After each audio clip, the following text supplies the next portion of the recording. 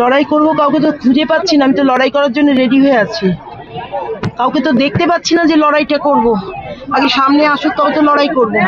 একজনের সঙ্গে লড়াই করেছিলাম, তিনি হেরে গেছিলেন, ওরে কেস করেছিলেন, আমরা নাকি মিছিমিছি জিতেছি।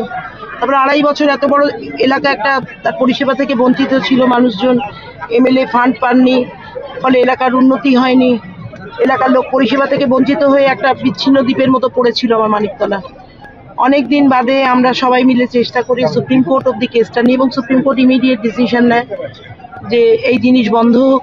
যিনি পিটিশনার তিনি তো আসেনি না, তাহলে কেস কিসের? পরের দিন তিনি সে গিয়ে কেসটা তুলে দেন, কারণ ওয়ারেন্ট ইস্যু হয়। তো তারপরে সুপ্রিম কোর্ট নিজেরাই উদ্যোগ নেন, নির্বাচন কমিশন একটা ওনাদের কাছে একটু স্কোল্ডেড হয় যে কেন হচ্ছে না, আপনারা না ডেট দিলে আমরা ডেট ডিক্লেয়ার করব। তারপর ডেট ডিক্লেয়ার হয়। এইসব করতেই তো সময় চলে গেল। হঠাৎ করে এলো মাননীয় মুখ্যমন্ত্রী আমাকে ক্যান্ডিডেট সিলেক্ট করলেন, কোনো চয়েসই আর রাখলেন না, বললেন ওই আমার ক্যান্ডিডেট। তারপর থেকে এখনো অবধি আমি স্পষ্টভাবে বুঝতে পারলাম না কে আমার বিরোধী, কারণ শুনেছি মিস্টার চৌবেই আসছে, এলে ভালো, উনি এলাকাটাকে আগের বার একটু ঘুরে টুরেছিলেন, দেখেছেন। উনি এলে নিশ্চয়ই লড়াই আমাদের নীতিগত লড়াই হবে, ব্যক্তিগত তো নয়। ওনার নীতির সঙ্গে আমাদের দলের নীতির যে লড়াই। আর সিপিএম কংগ্রেসের সেরকম সংগঠন নেই। সত্যি কথা বলতে আপনাকে যদি বলি, অন ক্যামেরা বলি, সিপিএমের ম্যাক্সিমাম লোক আমাদেরই ভোট দেয়। অন্য কোথায় অন্য কোন নির্বাচনে কি দেয় কিনা জানি না, বিকজ আমাদের বাড়িতে সাধনবাবু থাকাকালীন বা অনিন্দ এটা থাকাকালীন এখানে কাউকে আলাদা আলাদা করে চিহ্নিত করে পরিষেবা দেওয়া হয় না।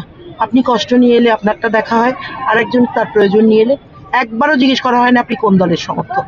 সেই জায়গা থেকে আলাদা শ্রদ্ধার জায়গা আছে আমাদের।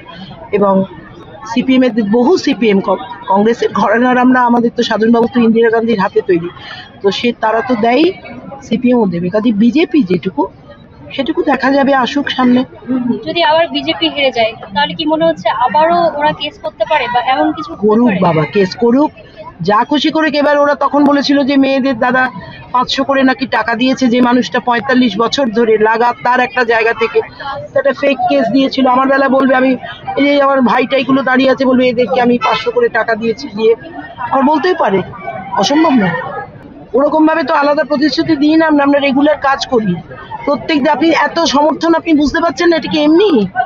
এদের সঙ্গে লেগে এদের প্রত্যেকের নাম জানি, এরা কি দিয়ে ভাত খায় জানি, এদের বাড়িতে কটা বাচ্চা কাচ্চা জানি, সব কিছু জানি।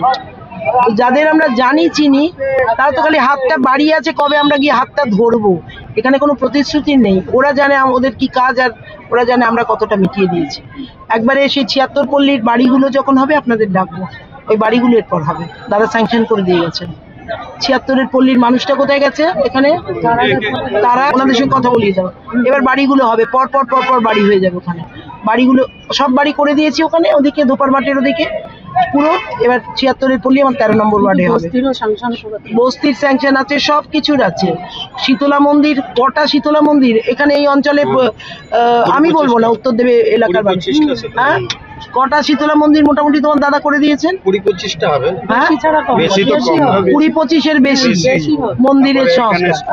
স্কুল, গান্ধী ক্লাবের কাছে স্কুল, তার পাশে বাগান, পুকুর সংস্কার, সমস্ত খোলা হাওয়া, মুক্ত মঞ্চ, সমস্ত।